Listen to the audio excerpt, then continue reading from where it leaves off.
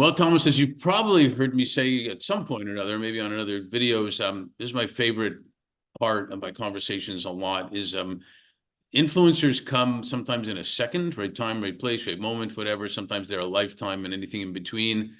And when I speak a lot, I talk about my grandfather being a major influencer to me early on. And he and my grandmother, my mom, my aunt were from Kiev, and he had an accent. And in Montreal, when I was 5 or 6, he used to take me for walks in the park, and so it was fun and whatnot. And then one time I saw he was always talking to so many people. I'm sure it's his fault that I talk this much, by the way. And I would ask him, I said, Zeta, how do you know all these people? And he said to me, well, one day, I just smiled at somebody, and he moved closer to me and smiled back at me. We started talking and talking.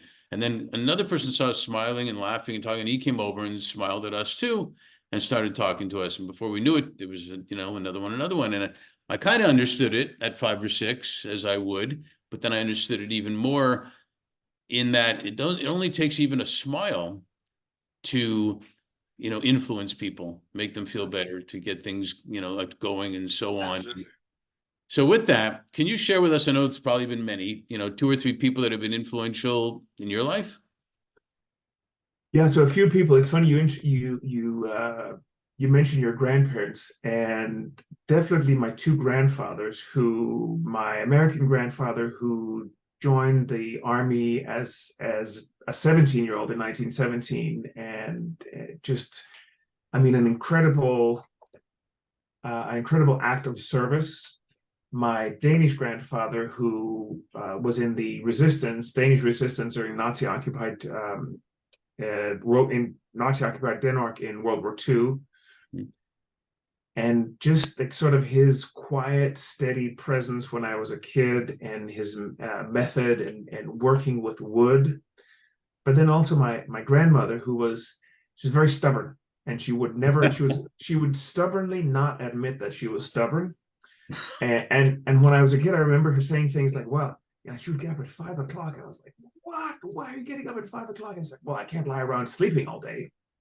I'm like, I think if someone, I remember telling her this when I was very young, like 8 or 9 or something. I think if you slept in until 7, I don't think anyone, even just like once a week, I don't think anyone would accuse you of sleeping all day. She's like, well, I got stuff to do. And she was in her 90s, would ride her bike to the grocery store to see the doctor. She'd get up on a 40-foot ladder and paint the wood trim around her house and mow the lawn. And of course, when you mow the lawn, if you have an electric lawnmower that has that swirly thing, no, you have to have like the proper rotary lawnmower. So she was like 95 years old, and she had a push lawnmower.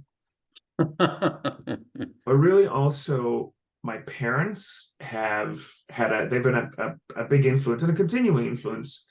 My parents unfortunately passed away, both of them, more than 30 years ago. But the way that they engage with people, and each in different ways. My dad was a really gifted networker, and I think I owe that skill to him. Mm-hmm. My mom was too, in different ways, and she was more creative, and she also had a skill with both music and languages, which I think are go hand in hand. Mm-hmm. I speak a few different languages, and I attribute that to my parents and the opportunities that they gave me. And then major influencer also is my wife, who, when I was working at the bank, who said, you know what, you should just start the company that you've been talking about for years that you wanted to start, and you just need to get started. And if I had been bolder, I would have listened to her sooner. Well, you took some of your grandmother's stubbornness then. Yeah, and I do believe that, because I saw these huge opportunities within the bank to really like make a difference inside the bank, and I kept on banging my head against these silo walls, and they're like, well, no, you can't do this because you're not in this, and you can't do that because you're not over there, and it was always frustrating to me, because the opportunities for the bank or for anyone are always bigger and better and more achievable if you approach things from multiple different angles at the same time.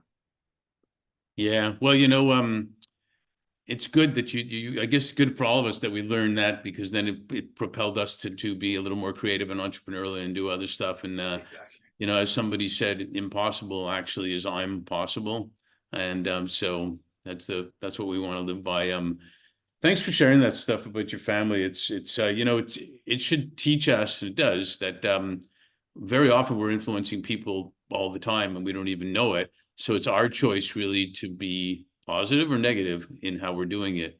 So I think if all of us looked at that a little bit more and paid more attention to it, probably be a better world even though.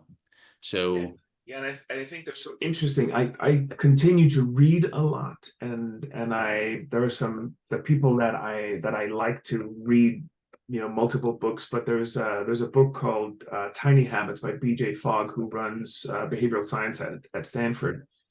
And he said one of the habits that he instituted for himself was getting out of bed, and when he put his feet on the floor, he would say, "Today's going to be a great day." And he then started looking into this. And it's not that by saying that you are sort of conjuring up positive things that are going to happen to you, or conjuring away any negative things, but you change your outlook. And I think one of the things that I can take away from sort of the stubbornness of my grandmother and from some of my other family members is just keeping my outlook positive, because if something negative does happen, which invariably something will happen that's not 100% positive, so long as you change your outlook about how you respond to it, even if it's as simple as someone cutting you off, you don't know what's going on with them. You don't have to lean on the horn, which I have certainly been guilty of doing on more than one occasion, but you don't have to do that. no, you don't. Yeah, You no, can you can change your look about how it affects you, which may then affect how that interaction affects them. probably not me, probably for sure. I know Norman Lear was the head of laughter in the world. And I remember him saying once way back, he said, if you stub your toe, it's gonna hurt. But if you laugh right after that, it actually changes the whole thing. And I thought that's a brilliant thing. So now when I stub my toe, I always laugh or something like that. And it works. It works. So hey, thanks so much for sharing all that. Thanks, Mark.